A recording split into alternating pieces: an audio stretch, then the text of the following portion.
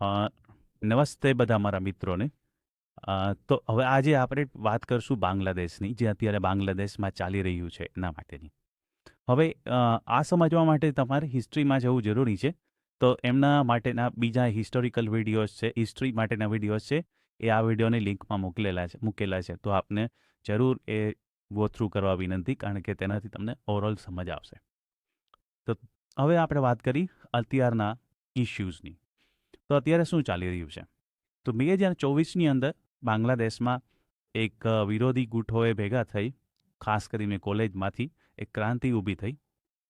બધા લોકોનું એવું કહેવાનું છે કે વેસ્ટર્ન અને યુરોપ અને અમેરિકાના સપોર્ટથી થયેલું શેખ હસીનાને હટાવી મૂકવા માટે. હવે શેખ હસીના છે એ ત્યાંના વડાપ્રધાન હતા અને ઘણા ટાઈમથી હતા. અને એની પાર્ટી છે એ બાંગ્લાદેશમાં ઘણા ટાઈમથી એની સરકાર હતી. તો બાંગ્લાદેશ છે ડેમોક્રેટિક કન્ટ્રી છે, ત્યાં ઇલેક્શન હોય છે, એમાંથી જીતે એ ત્યાં સરકાર બનાવે છે. હવે ત્યાં વિદ્રોહ થયો અને શેખ હસીના ભાગીને ભારત આવતા રહ્યા. તો પછી શું થયું?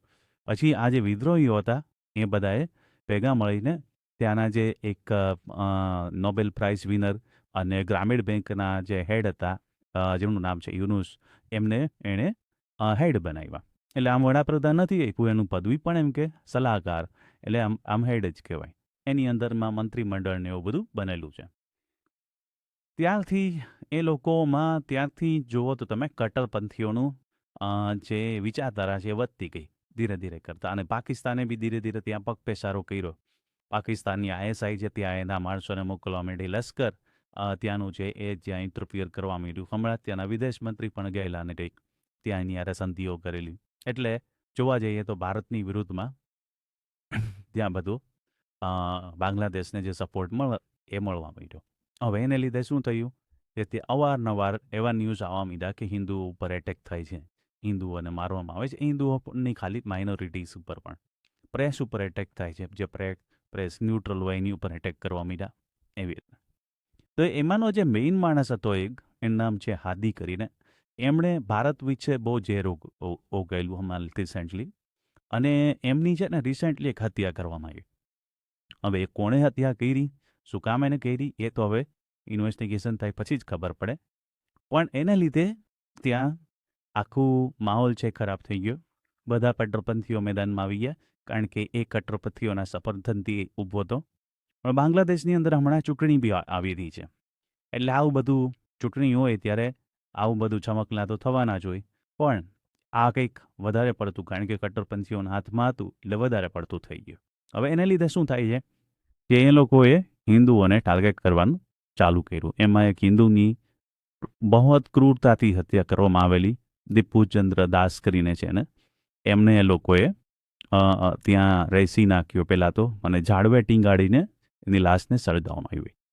આ એક અનિંદનીય, આ એક કહેવાય ને કે ક્રૂર અને એની કોઈ સીમા નહીં એવું કામ ત્યાંની આ જે કટ્ટરપંથી વિચારધારાવાળા લોકોએ છે એને કરેલું.